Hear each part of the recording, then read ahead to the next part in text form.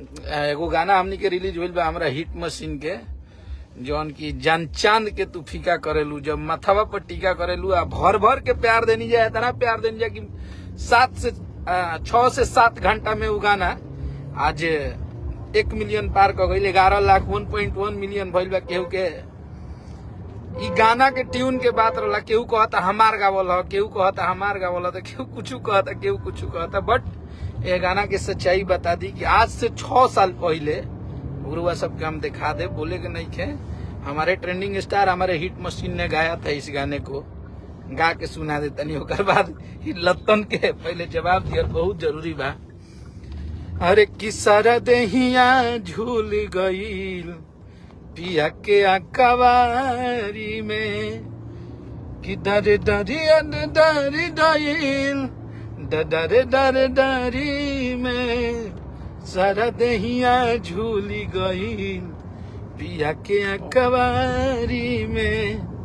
तो उन्हीं के इंटरव्यू देवे खातिर न्यूज रिपोर्टर बोलावे के पड़ी। हम जिंदा जागता खुदे इंटरव्यू होला आई, हम 3 लाख इंटरव्यू ओलू के बराबर अकेले आई भाई। तमीज से बहुत भइल, जितना दिन आदमी चुप रहन, लेकिन चुपे ठीके लागत रहे, चुपे रह, लेकिन तो इनके मुंह में उंगली डाल डाल के बोलवावत उनसा। और तमीज से कायदा से तुम्हारा गाना बज रहा है, भगवान करे तुम्हारा गाना 2 बिलियन चल जाओ, हमनी के शुभकामना बा। भोजपुरी के झंडा तुम्हारे हाथ में बा, लेकिन तमीज से तू का गावेला, तू का करेला, तू कहाँ तक जा सकत है, ये पूरा भोजपुरी के पता बा। तो कबो उड़ जीवन तो हमनी ले, या तो अड़िए जीवन, न तो का कहाला लड़िए जा, न तो अड़िए जा, उहे बा। लड़िए जीवन न तो मरिए जीवत। एने सिस्टम में ना आप अपना गाना गाइए, और ये गाना किसी के तारों ले पहले खुशी का करके गाना हमारा भाई बक्सर का, हमारा छोटा भाई आशुतोष तिवारी, उसके चैनल पे गाना आया था जो आप लोग उठा के गाए हैं। तो आपना में जेकर सुपो हंसे तो हंसे चलनिया हंसता 76 गो छेतारा में दूसरा के चोर कहता रहो। सिस्टम मिल जाई आराम से, कायदे में रहो, फायदे में रहोगे।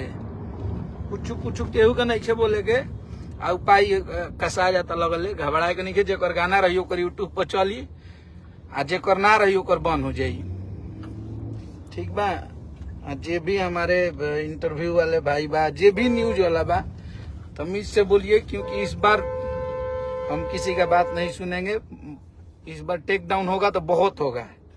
ऐसे आराम से कायदे से आप आराम से रहिए, और कभी भी आप कोई भी इंसान व्यक्तिगत खेसारी लाल यादव के जीवन के बारे में कोई भी कुछ बोलता है तो डायरेक्ट टेक डाउन होगा, चाहे वो कोई भी यूट्यूबर हो, हमारे कोई भी हो, हमें इस बात का फर्क नहीं पड़ता। आप यूट्यूबर हैं, आप भोजपुरी की बात कीजिए, अगर हम गलत हैं तो आप हमारी गलती की बात कीजिए, उल्टा पुल्टा ना। सिस्टम में रहे के बाद उल्टा पुल्टा नहीं के बोले के, ऐसे कि ढेर दिन चुप रहलन आदमी, चुपे रहे दे लोग तो ठीक रही, न तो हमनी के उखड़ी ले जा तो उखड़ जाइला जा। तो काम धंधा में आदमी लागल बने, लागे दो, तोहरो बाजो, खूब आगे बढ़ो। भगवान से, महादेव से ये शुभकामना रही, लेकिन अपने आप के ई मत बताओ कि हम है ना, तू कुछ ना हो।